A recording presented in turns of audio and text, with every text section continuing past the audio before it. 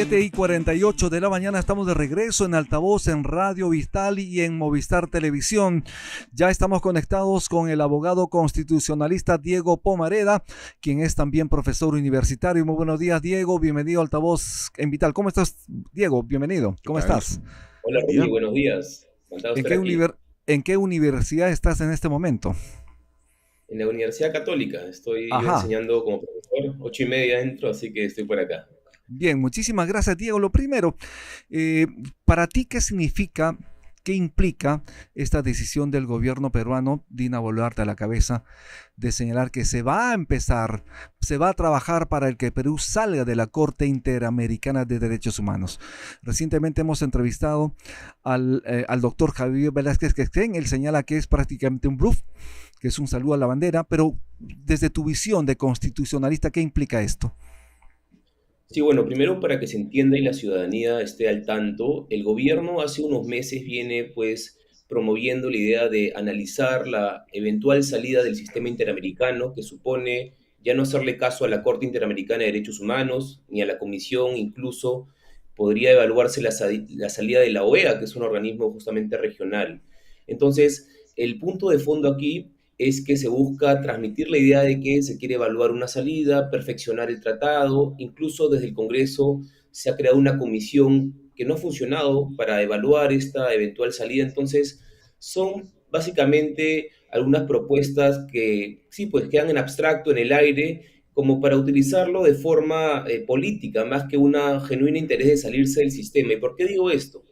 Porque según la Constitución, digamos, quien tiene la sartén por el mango, para que nos entiendan los que nos están oyendo, es el mismo gobierno. Hoy día mismo podría denunciar el tratado y salirse tanto de la jurisdicción contenciosa de la Corte como de la OEA. Y eso tendría que ser ratificado por el Congreso, que en efecto ahí tienen los votos. Entonces, yo diría que esto es una pantomima, es un espantapájaro que se crea justamente para alimentar a una tribu y decirle vamos a salirnos del sistema, y de forma populista puedes atribuirle todos los problemas de nuestro país a la Corte Interamericana y no ser autocríticos sobre cómo se está manejando la seguridad ciudadana en el país y cómo se está afrontando problemas de justicia. La solución a la situación complicada de inseguridad en el país se soluciona saliéndose de la Corte Interamericana. ¿Tú crees que va por allí? Porque eso es lo que Definitivamente esgrime, no, ¿no? ¿no? O sea, lo que yo digo es que esta es una forma de hacer populismo, ¿no? Y el populismo es plantear aparentes soluciones fáciles a problemas complejos.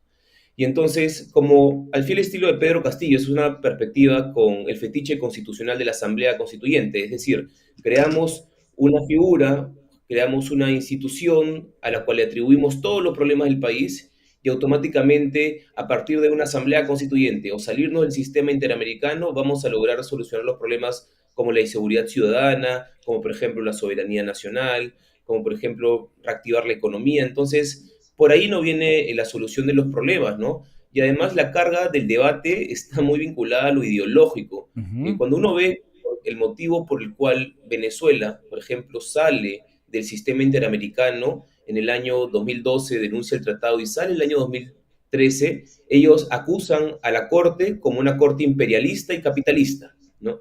Justamente todas las razones opuestas a las que se están esgrimiendo al día de hoy por el gobierno, Claro. diciendo que es una corte ideologizada, de izquierdas, comunistas. Entonces, cuando uno se da cuenta que Venezuela denuncia a la corte de capitalista y que este gobierno denuncia a la corte de comunista, pues algo está haciendo bien la corte, está en el centro en todo caso para poder equilibrar ciertos problemas, ¿no? Pero es atribuirle una carga política y definitivamente, ¿no? Esto no está apuntando a solucionar problemas ni a enfrentar la seguridad, ¿no? Esto es una forma de crear, como decía, una falacia del espantapájaro, ¿no? Se crea un muñeco para golpearlo, como una piñata, para que la ciudadanía piense que la única forma de salir del problema de la inseguridad es salirse del sistema interamericano, y creo que por ahí no viene el tema, ¿no? Y necesitamos estar inmersos dentro de un sistema internacional del tipo de que estamos hablando, de la Corte Interamericana de Derechos Humanos. ¿Necesitamos? ¿El país realmente lo necesita? ¿Por qué lo necesitamos los peruanos? Lo que ocurre es que, a ver, lo primero que hay que preguntarnos si es que nuestra justicia y nuestro grado de democracia en el Perú está lo suficientemente salvaguardada por nuestra justicia interna.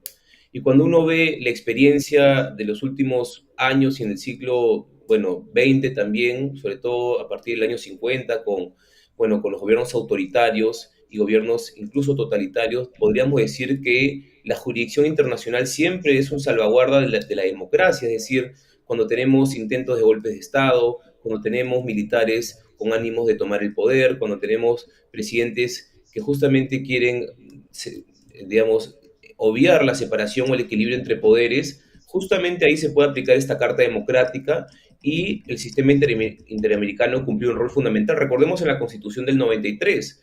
De hecho, una de las salidas por las cuales se dio este nuevo texto constitucional fue a consecuencia de un golpe de Estado del año 92, del 5 de Claro. abril, y es ahí donde el sistema interamericano con la OEA viene y organiza, dicen, bueno, el país está en caos, hay que ordenar la casa, hay que organizar unas elecciones y hay que apuntar a una nueva constitución en términos democráticos, ¿no? Esa salida, esa viabilidad en países inmaduros en términos democráticos, pues necesitan estos organismos internacionales. Ujú. Eso es lo primero. Y lo segundo es para tutelar derechos fundamentales. Si uno ve el grueso de las sentencias de la Corte respecto del Perú, no están vinculadas a los casos del terrorismo, están más vinculadas a cuestiones de orden laboral, por ejemplo, a cuestiones como la oroya, medioambientales, ¿no? Y también vinculados a la salvaguarda de la propiedad privada de empresas.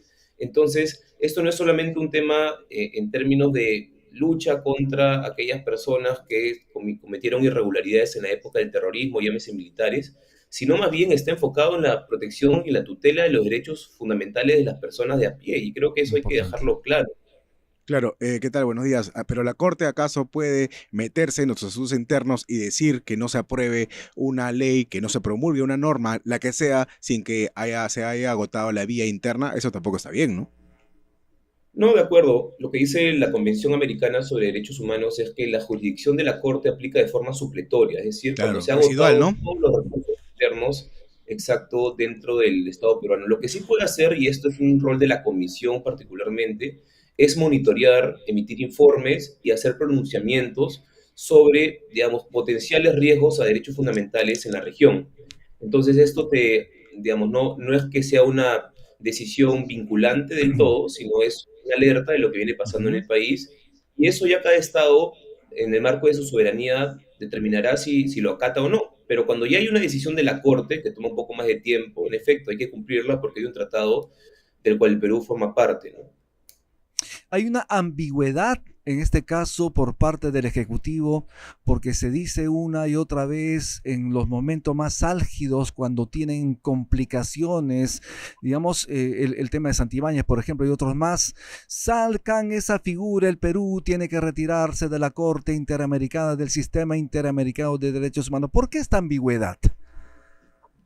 Bueno, lo primero yo diría que esta ambigüedad justamente es por una lógica populista, como te mencionaba, Claro. pero también lo que se persigue es tratar de encasillar los problemas del país en este muñeco de la Corte Interamericana. Pero además, cuando uno ve esta ambigüedad, es sumamente extraña, porque mientras está denunciando o evaluando la salida del sistema interamericano, se propone, por ejemplo, al abogado constitucionalista Borea como parte de la Corte Interamericana, ¿no? Parecía una clara contradicción. Mientras quiere salir del sistema, el Estado peruano propone a un juez dentro de la Corte IDH y en efecto la OEA lo elige, por ejemplo, ¿no?